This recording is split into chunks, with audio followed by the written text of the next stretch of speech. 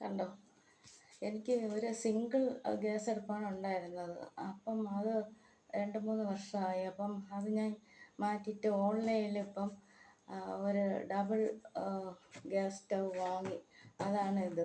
ഓൺലൈനിൽ വാങ്ങിയതാണത്. ഇത് നമ്മൾ ഗ്യാസ് ഏജൻസിയിൽ നിന്ന് വാങ്ങിയതാണ്, റെഗുലേറ്റർ മാറ്റാൻ വേണ്ടിയിട്ട്.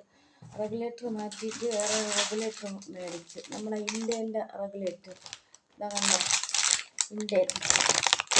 ഇന്ത്യൻ്റെ റെഗുലേറ്ററായത്. ഇന്ത്യൻ്റെ റെഗുലേറ്റർ മേടിച്ചു. അപ്പോൾ ഇതാണ് നമ്മളെ ഗ്യാസ് അടുപ്പ്. നോക്കാം, ഗ്യാസ് അടുപ്പ് ഓൺലൈനിൽ മേടിച്ചതാണ് ഇത്.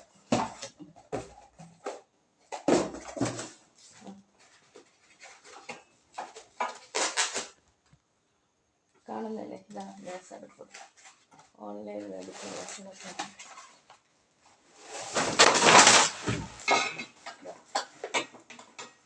പൊട്ടിച്ചിട്ടില്ലതാ, ഉണ്ടോ?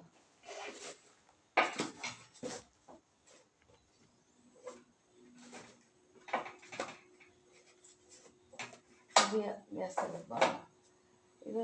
നമ്മളിത് സെറ്റ് ചെയ്യണം. സെറ്റ് ചെയ്തിട്ട് വേണം.